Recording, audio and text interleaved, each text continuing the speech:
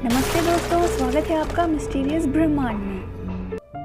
अगर मैं आपसे कहूं कि मरने के बाद भी आप अपने अस्तित्व को जिंदा रख सकते हैं, तो क्या आप इस बात पर यकीन कर पाओगे? क्या आपने कभी सुना है कि अमेरिका में ऐसी फैसिलिटी है जहां 100 से भी ज़्यादा लोगों के शरीर प्रिजर्व किए हुए हैं और उनमें बड़ी हस्तियां भी शामिल हैं। आगे बढ़ने से पहले अगर आप मेरे चैनल पर पहली बार आए हैं तो सब्सक्राइब कर लीजिए और हाँ, बेल आइकन पर क्लिक कर ऑल नोटिफिकेशंस को चूज़ कीजिए ताकि मुझे ऐसी और इंटरेस्टिंग वीडियोस बनाने की मोटिवेशन मिल सके। आइए दोस्तों, जानते हैं कि आखिर क्यों मृतकों के शरीर को फ्रीज कर रखा जाता है और ये सब कैसे संभव है। हम सब ये तो जानते ही हैं कि विज्ञान तेजी से उन्नति की ओर बढ़ रहा है और हर दशक अपने साथ खूब सारी डेवलपमेंट्स ला रहा है। ऐसे में ही हमने ममीफिकेशन के बारे में तो सुना ही है और हाँ, मूवीज़ में भी देखा है, लेकिन जो तरीका मैं आज बताने जा रही हूँ वो बहुत ही अनोखा है और रहस्यमय भी। हम बात करेंगे क्रायोनिक्स के बारे में। अब आप ये पूछेंगे कि क्रायोनिक्स क्या होता है, तो भाई ये एक प्रोसीजर है जिसमें मरने के बाद शरीर को बहुत ही कम तापमान पे फ्रीज किया जाता है, इस उम्मीद में कि भविष्य में उन्हें जिंदा किया जा सके। आपको जानकर हैरानी होगी कि मशहूर बेसबॉल प्लेयर टेड विलियम्स का शरीर भी इनमें शामिल है। अमेरिका में कम से कम 150 से भी ज़्यादा डेड बॉडीज़ और 80 ब्रेन्स को प्रिजर्व किया हुआ है। चलिए ये जानते हैं कि इस प्रोसीजर में होता क्या है। दरअसल ये सब तब शुरू होता है जैसे ही वॉलंटियर्ड इंसान की मृत्यु हो जाती है। तुरंत ही इनकी टीम वहां पहुंचकर डेड बॉडी को बर्फ़ के पैकेट के ज़रिए कूल डाउन करती है। दूसरा स्टेप होता है उनका रेस्पिरेशन शुरू करना, ताकि उनके प्रिजर्व करने से पहले उनका कोई भी ऑर्गन ऑक्सीजन की कमी से फेल ना हो, स्पेशली दिमाग। इसके बाद वह शरीर से सारा खून निकाल लेते हैं और उसकी जगह क्रायोप्रोटेक्टेंट इंजेक्ट किया जाता है। इस पूरे प्रोसेस के साथ ही बॉडी के सारे फ्लूइड्स भी निकाल लिए जाते हैं। अब आपके मन में सवाल उठ रहा होगा कि क्रायोप्रोटेक्टेंट ही क्यों? तो इसका जवाब है क्योंकि ये शरीर की कोशिकाओं को जमने से बचाता है। अगर वह जम गई तो ये पूरा प्रोसेस किसी काम का नहीं रहेगा। इसीलिए क्रायोप्रोटेक्टेंट्स को शरीर में डाल दिया जाता है ताकि कोशिकाओं को सिकुड़ने से बचाया जा सके।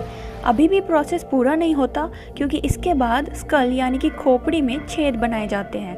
इसके साथ ही साथ शरीर को थर्मल स्लीपिंग बैग में डालकर बड़े से एल्यूमिनियम पॉड में डाला जाता है जिसमें लिक्विड नाइट्रोजन भरा होता है और इस पॉड में वैक्यूम फ्लास्क भी होता है जो बॉडी का टेम्परेचर -130 के करीब पहुंचा के स्टेबल रखता है। ऐसे एक एल्यूमिनियम पॉड में 4 शरीर रखे जाते हैं। अब आपको क्रायोप्रोटेक्टेंट की एक इम्पॉर्टेंट बात बताऊं तो ये शरीर को कूल डाउन कर सॉलिडिफाई करता है, वो भी बिना क्रिस्टल्स बनाए, और इसी प्रोसेस को विट्रिफिकेशन कहा जाता है। अब ये प्रोसेस पूरा हो चुका है, बस इसमें ज़रूरत है तो फ्यूचर की नैनो टेक्नोलॉजी की, जिसके ज़रिए इनके शरीर में वापस जान डाली जा सके, जो अभी तक तो संभव नहीं हुआ लेकिन भविष्य की उम्मीद में है। ये प्रोसेस साईफाई मूवीज़ की तरह काफ़ी हाईटेक तो लगता है, लेकिन इस पे खर्चा बहुत आता है। एक पूरे शरीर को प्रिजर्व करने में $2 लाख का खर्च पड़ता है और सिर्फ दिमाग को प्रिजर्व करने में करीबन $80,000, और ये सारा खर्चा मृतक के परिवार का ही होता है। इसमें उम्मीद की किरण तो है, लेकिन कोई गारंटी नहीं कि क्या सच में कोई मरकर वापस आ सकेगा। अब आपको और भी हैरानी होगी ये जानकर कि दुनिया का सबसे पहला इंसान इस प्रोसेस से प्रिजर्व होने वाला था डॉक्टर जेम्स बेडफोर्ड, जो कि 1967 की बात है। उनका शरीर 50 दशकों से प्रिजर्व ही पड़ा है, अभी तक कोई टेक्नोलॉजी उन्हें जिंदा नहीं कर पाई है। वहीं मशहूर बेसबॉल प्लेयर का प्रिजर्व होना भी ये साबित करता है कि लोगों का इसमें विश्वास बन रहा है। माना जाता है कि दिमाग को कॉन्टिन्यूसली एक्टिव रहने की ज़रूरत नहीं होती याददाश्त को वापस लाने में। अब देखना ये होगा कि ये तरीका कितना कारगर साबित होता है। इस प्रोसीजर को 4 मेजर कंपनीज ऑपरेट कर रही हैं। पहली है एल्कोर लाइफ एक्सटेंशन फाउंडेशन, जो कि एरिजोना USA में है। वहीं क्रायोनिक्स इंस्टीट्यूट मिशिगन में है और तीसरा है कैलिफोर्निया में, जो कि है अमेरिकन क्रायोनिक्स सोसाइटी। चौथा है रूस के अंदर, जिसका नाम है क्रायोरस।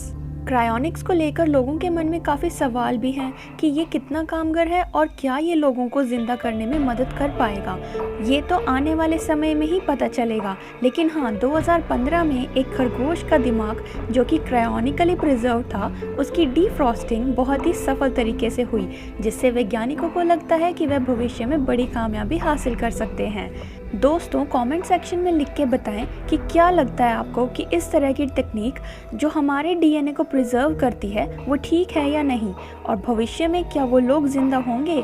चलो भाई, अगर हो भी गए तो इस तकनीक की लागत से तो यही लगता है कि दुनिया के सारे अमीर खुद को संरक्षित कर लेंगे और बेचारे गरीब का कोई अस्तित्व नहीं रहेगा। तो दोस्तों, अगर आपको वीडियो इंटरेस्टिंग लगी हो तो लाइक और शेयर ज़रूर करें। ऐसी ही और वीडियोस पाने के लिए सब्सक्राइब करें मेरे चैनल को, और जाते जाते घंटा बजाना मत भूलना। अरे एक मिनट रुको, ये मेरे सब्सक्राइबर्स क्यों नहीं बढ़ रहे भाई? लग रहा है आप सब चुपके से वीडियो देख के निकल जाते हैं। तो प्लीज़ सब्सक्राइब करो, बढ़ते नंबर्स देख के ही तो मोटिवेशन मिलती है और कंटेंट लाने की। और हाँ, कमेंट सेक्शन में मुझे ये भी लिख कर बताना कि नेक्स्ट वीडियो आप कौन से टॉपिक पे चाहते हैं।